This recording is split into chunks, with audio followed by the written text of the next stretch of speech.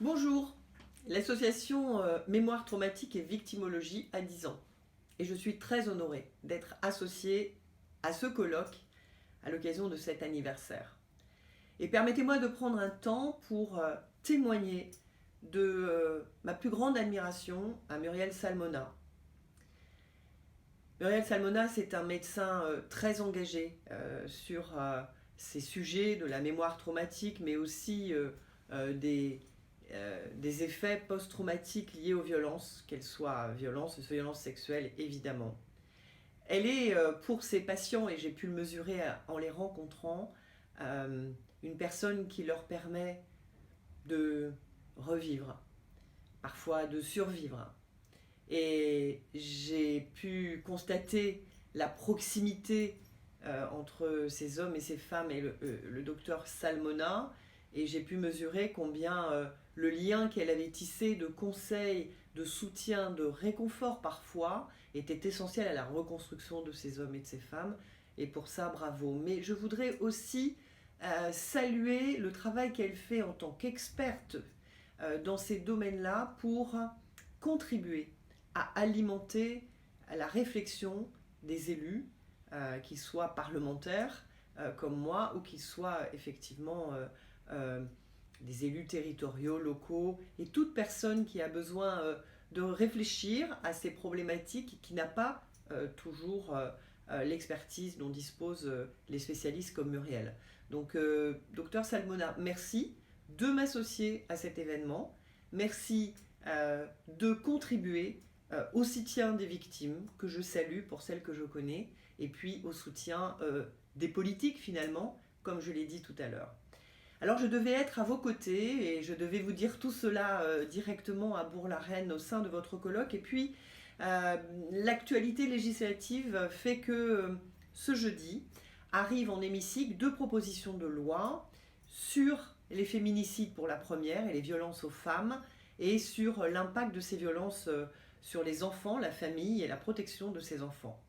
Et il me semblait comme une priorité d'être présente pour les débats dans l'hémicycle, et ce d'autant que je suis l'oratrice de mon groupe à l'occasion de ces débats.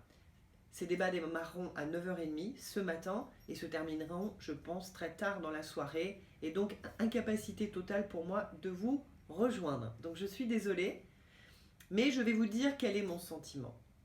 Tout d'abord, je pense que nous avons raté l'occasion de améliorer le dispositif législatif et donc l'arsenal judiciaire pour la lutte contre les violences sexuelles et sexistes, pour la lutte contre les violences faites aux femmes.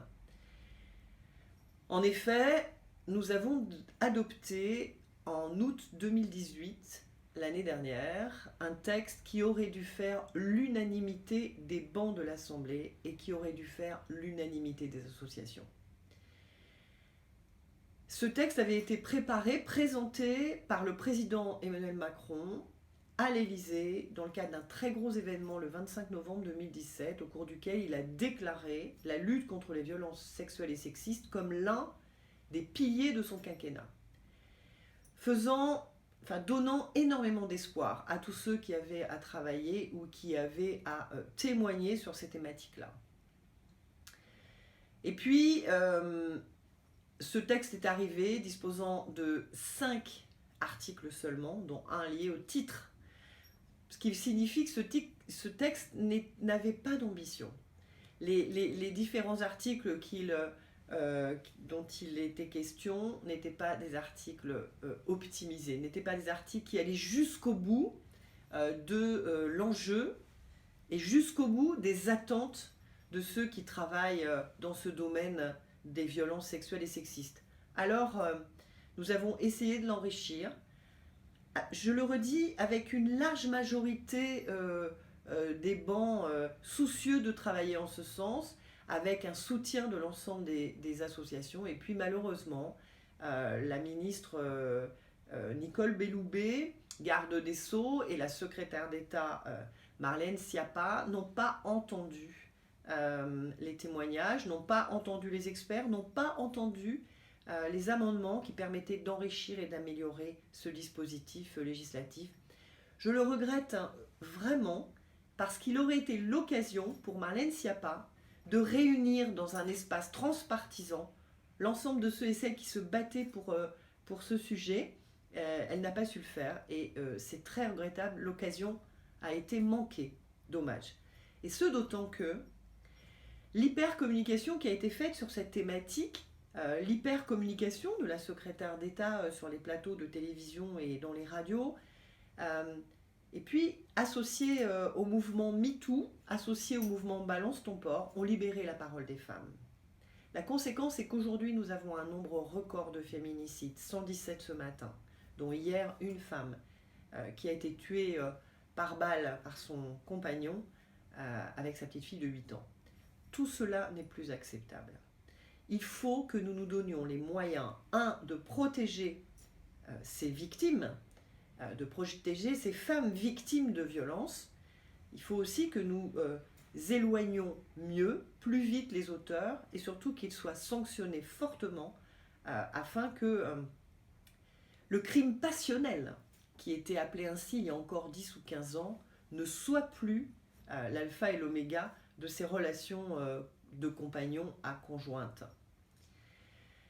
Je suis très heureuse que vous puissiez travailler tous et toutes ensemble sur cette thématique.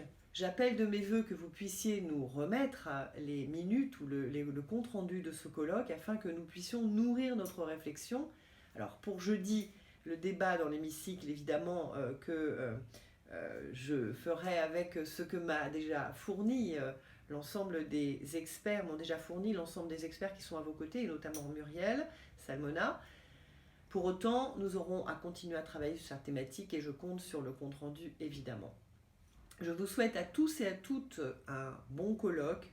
Soyez engagés, soyez déterminés et dites-vous combien finalement trop de victimes tombent sous les coups et trop d'auteurs ne sont pas sous écrou.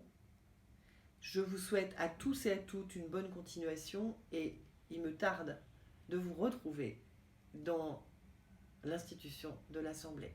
À bientôt.